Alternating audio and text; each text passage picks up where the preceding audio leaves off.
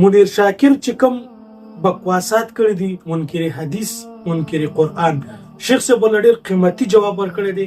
ټول یې وګورئ او لازمي وګورئ او تر اخره پورې وګورئ او خپل ذهن اخلاص کړئ. راځئ چې وګورو. بخاری خبر ختم، د مسلم، ابو داود، ترمذی، ابن ماجه خبر لاړې.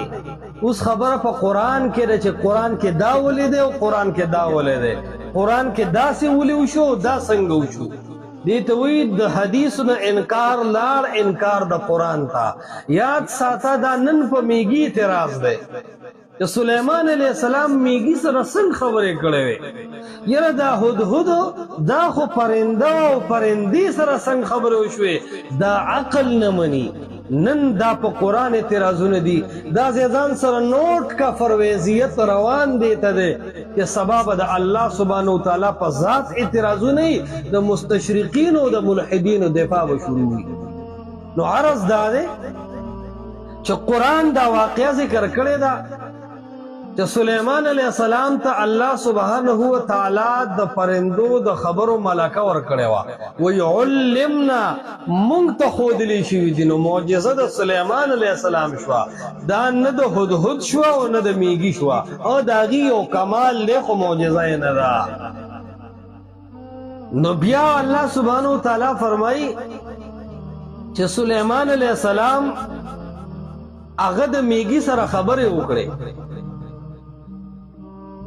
او تعبیر داسې دی چې معنا سلیمان علیه السلام په هغه خبرو باندې د هغې پوه شو. قالت نملة یا ایها النمل ادخلوا مساکنکم، چې هغه میږي مشر خپلو نورو میږیانو ته ووایي چې ادخلوا مساکنکم، خپلو سړو ته او کورونو ته وردن نشئ.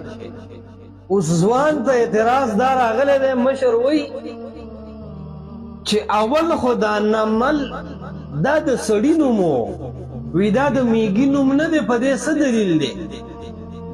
نو مشره ښه په حوصله شه، اول خو جذبات پکار نه وي، ایمان خرابېږي. زمونږ د دین د ستا او زما خبره نه ده. دې 1400 کاله امت تعامل سره دا دین روان دی او دې نه چې چا منځ ته شرک راوستی دی نو لوی جماعت د محدثینو راغلی دی وهلی دی. دې نه چې چا منځ ته بدعات راوستی دي هر تور او سپین بالکل کلاو او واضح شوي دي. دې کې ملاوټ ته څوک نه دي سم شوی. اوله خبره اوره د تمام عربو د عجمو په دې باندې اتفاق دی چې د نمل نه مراد میږي دی. دا یو جواب شو. اتفاق د تمام امت، سبیل المؤمنین چې ورته قرآن ویلې دی. دویمه خبره قرآن په دې گواه دی وحشر لسلیمان جنوده من الجن والانس والطیر. سلیمان علیه السلام ته لښکرې راجمع کړی شوي دي. نو څه دي؟ پریان، انسانان او مارغان. د وزرو والا میږي په مارغانو کې شامل وي. اوس وګوره کته وی چې دا نمل دا انسان او نقطه باندې لومبه رد چې کوي پتا د تمام امت اجماع رد کوي چې و د الله بنده د دین مراد میږي دی او انسان نه دی. د سړي نوم نمل نو ځکه چې تمام عرب او تمام مسلمانان د دین ندي قائله. دا یو رد شو. دویم دلته په طریقه د عطف ذکر کړی دی. جن او انس نے پرندی جدا ذکر کړی.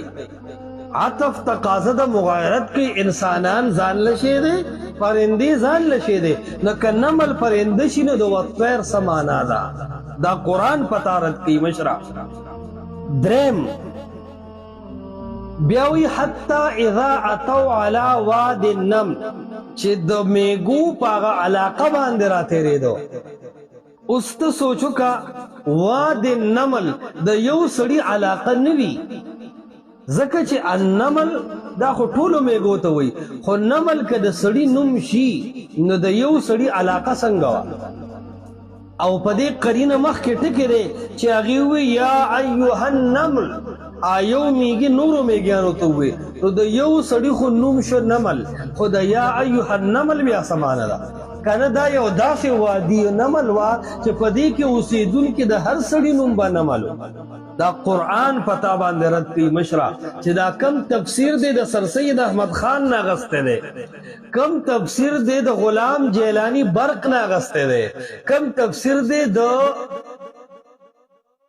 سر سید احمد خان نه اغستی دی او د تمنا عمادی او د عبدالله چکلالوی نه اغستی دی دا تفسیر د امت مسلمه د اجماع خلاف سکه دا د قرآن د ظاهرم خلاف دی نو د الله د پیغمبر د احادیث رد سکه اوس د قرآن په ظاهر باندې ځوانه ردونه شروع کړل بیا ورته هغه وایي ادخلوا مساکنکم دا یو میږي دی نورو میږیان خو خپلو سړو ته او کورونو ته وردن نشي که چېرته کې د هغې بچکول مقصود و نو دی ورته ولې نه وي چې یو طرف ته شي که دا سړی و خو سړي یو طرف ته شي یا پناه شي خالص په کور کې چې ورته پناه میلاویږي نو د میږیانو سړو وي چې وردن نه شي نو بچ شي دا هم په دې قرینه ده چې د نمل نه مراد میږي بیا وایي وهم لا یشعرون دي زمونږ د حال نه دي خبر نو که د دې نه مراد سړی و نو د سړو په احوالو سلیمان علیه السلام پوهېدو سړی خو ښکاري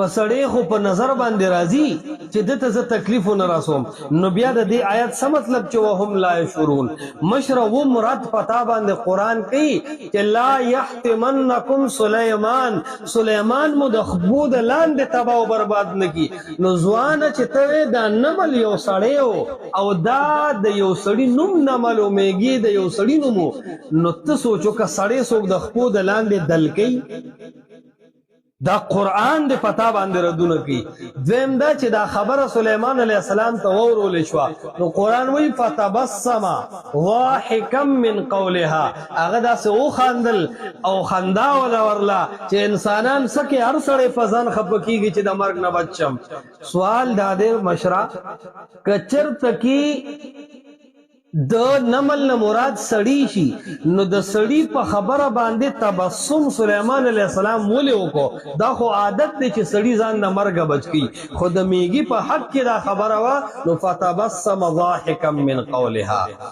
او دا حکومت او سلطنت د سلیمان علیه السلام چې په میږو وو نو ذکر رستو هغه وایي رب اوزعنی ان اشکر نعمتک ای ربا توفیق ما ته راکړې د ستا د نعمت شکریہ ادا کولو دا ټول نعمت دلته دا مراد دی چې زما د خپو د لاندې میږي را نه لله او زه الله د هغې په خبرو پوه کړم ښه دا د شیخ صاحب قیمتي بیان چې تاسو واورېدلو که دا بیان تاسو چېرته په فیسبوک باندې ګورئ نو لازمي مخکې شیر کړئ او که چېرته په یوټیوب یې ګورئ نو یوټیوب نه را ډاونلوډ کړئ او فیسبوک کې دا بیان ډېر تر ډېره شیر کړئ او ټولو خلکو ته یې ورسوئ دا بیان السلام علیکم ورحمة الله